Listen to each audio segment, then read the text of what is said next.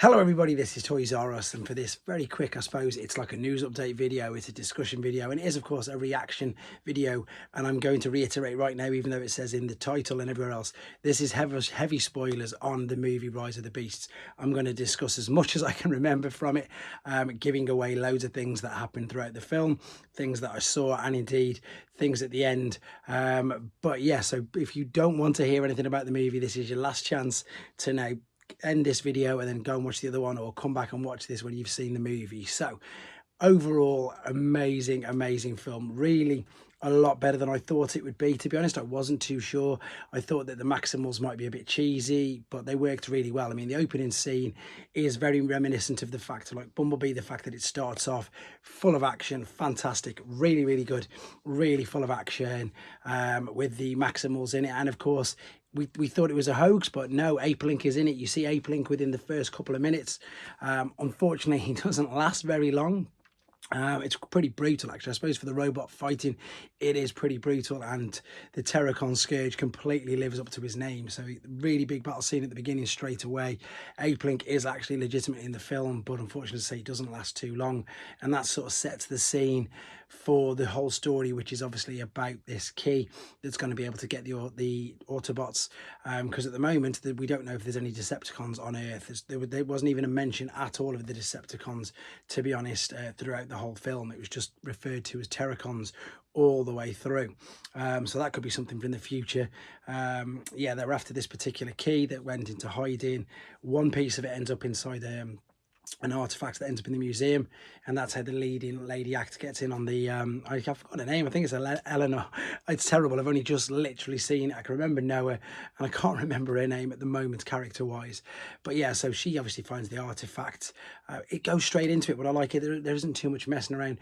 Noah's in a really bad place. He's literally trying to steal Mirage. That's why he's in Mirage. He's trying to steal it. He's got no money, and he ends up, of course, wrong place, wrong time. But then the special effects and everything around that are great. And then obviously you do get to see Mirage as an F1 car. It's brilliant. Mirage, you get to see as loads of things. He completely embodies the thing of a transformer, and you see him obviously mainly as a Porsche, and then he says, and he shows you the other forms that he can make, like the Lamborghini, the Ferrari. You see the F1 car, which is brilliant. And then of course, to get into the museum, he transforms into a garbage truck. So that's really good, which is great, obviously. And that's pretty much where it all kicks off then, because she, as unwillingly or knowing, opened the key for the you can't be seen by the human. She didn't know that, so she hasn't got a clue she's done anything. But of course the Autobots pick up on that, and indeed so do the Terracons.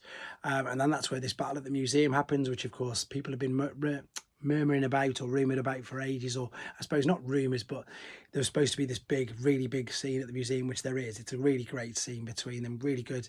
Introduces, as I say, the Terracons fantastically, and indeed Freezer. And as I mentioned in the spoiler-free review, there's a couple of really sort of, like, if you've got young kids, I definitely don't recommend them for that bit. The scene in the museum is really sort of like really tense. You're on the edge of your seat. Yeah, I suppose a little bit frightening, to be fair, because they don't look the greatest. Freezer looks awful. I mean, Freezer, as in not in a bad way, but as a sort of scary way, with the red eyes and the teeth, etc. So definitely, again, don't take your kids to watch it for that. This is the main reasons why. Of course, they then managed to get out of the museum with the key, but then the Terracons, I mean, they absolutely batter the Autobots. They really do. I mean, he hammers Optimus. This is obviously before the Maximals are there. So Prime takes a beating, and then of course Bumblebee actually legitimately dies. Scourge, with the thing that you see in the trailer, bang, kills him dead there right in front of all of them. So, well, I wasn't expecting that at all, to be honest. I don't know what I thought there was going to be two different Bumblebees, or but there obviously is, and that's the reason being because Scourge does in fact obviously take him out, which I wasn't expecting at all. Then when, this is really cool now, so then when and then they take the key. They think they've got the key, but as we find out, because Scourge takes that key to Unicron. And then for those eagle-eyed listeners, or anybody who's got any relation to the 86 movie, when you see Unicron again, I forgot to say Unicron appears at the beginning of the movie. He does. He's just straight off Unicron's there. But then in the second part where you see him, it plays in the background the music from where the opening credits of the 86 movie are, in Unicron's in space. Is it Vincent? whatever, I've forgotten his name, the original score from the 86 movie. You hear that for about 4 or 5 seconds, you can just catch it, you'll recognise it straight away, just as Scourge is about to give the key to Unicron, which at this point you find out, of course, it's only half a key, and they need to go and find the rest. This is where cue the Maximals, because they've worked out that the other part of the key will be in Peru, and that's where they go. And of course they find out it all goes so fast, but it seems to go really well. The fact that there's not many humans in it is the best part. I think Noah's character is quite believable. I mean, they do bring in, as I say, a little bit of the human element, trying to pull at your heartstrings. His brother's really poorly and they've got no money, which is why he was going to steal Wheeljack, which is why he was going to steal what's the word I'm after? Of course, he was going to steal Mirage. So there's only really them two in it, and they're both there by total accident, really. She finds the key by accident, and he's about to steal Mirage. But then they go to Peru because, of course, they realise that the humans have got a better chance of getting in the museum than huge transforming robots, which makes sense. But, of course, what this means is they end up doing all the hard work for the Terracons, and then they end up chasing them underground in Peru, and that's where they end up in the middle of the jungle. And, of course, this is where you meet the Maximals, which is brilliant. I forgot to say Air Razor. Air Razor came and saved them at the museum. You see, it happened so fast. Air Razor saved them at the museum, and of course that's when Stratosphere is introduced. I do apologize, I'm messing this up completely. And that's how they get to Peru. Stratosphere flies them over there, and that's when they then go to find the rest of the key. Now when they meet the rest of the Maximals, again, it all blends together really, really quick. Scourge is pretty much there on the attack straight away, and he manages to beat them again. And in fact, he manages to, well, he does with, he catches Air Razor with one of his, whatever it is, I think it's like, I'm just going to call it a projectile, and it's one of them things that starts to eat away at her, and then she becomes, I suppose the best way I could put it is possessed, really. So that's, you know, it's a little bit, again, for younger viewers, not nice seeing her turn evil, and she indeed attacks the Autobots as well. But just before then, on the underground with Noah and what's her name? I've forgotten, it's terrible. There's another couple of scary scenes with Freezer chasing them underground, and then of course it leads to, I suppose, the climactic scenes before, where they're all heading towards Scourge. But Optimus Primal then has to kill Air Razor because she's completely possessed. Did not see that happening at all. Wheeljack, I don't know. He was okay. He wasn't too bad. For some reason, he's a little Spanish. I don't know if that's a good or a bad thing. I think what we just need to do with these movies is just forget about sort of G1, which I've learned to do that anyway over the over the course of the movies. He's not too bad, but he's definitely not like the scientist part that you'd see yet a while. And yeah, so this whole battle's in going. As soon as they're about to bring Unicron down, that's when the spark goes through the earth, and this is how they recharge Bumblebee, to be honest. So he does come back. He does come back from the dead, and of course, excuse if you can hear my daughter crying in the background, bless her, she's only one.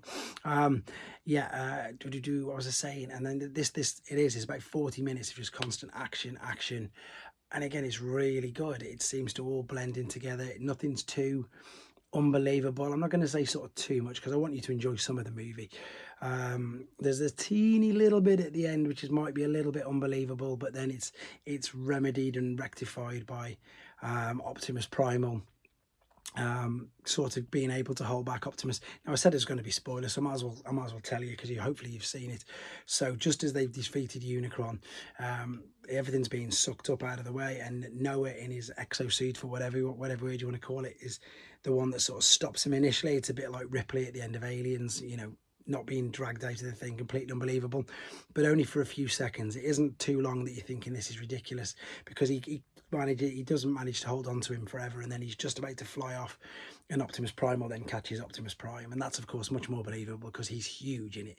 The Maximals in it are huge, and yeah, that's how they defeated him. But they say he's not defeated, he's just trapped in another dimension. So I think, well, not dimension, he's trapped somewhere. So I definitely think that they're opening it up for they are opening it up for a sequel. And the only thing that really annoyed me was this, the end credits, because the end credits basically signaled or indicated that there was definitely going to be another film, which I think we sort of guessed anyway, but it looks like there's going to be a crossover, because at the end, the person who's interviewing Noah knows everything about him, knows everything that's happened, said he's a secret government thing, and you're thinking Sector 7, Mo, but obviously no, that's not there. And then the ending credits, in the card that he gives him, it says on the back of it G.I. Joe, and then it opens up and they're in some sort of G.I. Joe headquarters. So that for me ruined it. I don't want a G.I. Joe crossover. I don't want anything to do with that. G.I. Joe can run its course. Maybe it's just because I don't really like it. I'm Transformers through and through. And that was the really negative thing for me at the end. So I'm hoping that if they do, they can sort of stay separate for now. I don't want G.I. Joe involved in the next movie because it was so good. It really, really was that good. And I think I'm going to not spoil too much more. I think I've said enough anyway. So for anybody who's seen it, yeah, let me know what you think. I think it's very, very good. I will probably go and watch it again. Very impressed anyway, guys. Let me know what you think. Take care.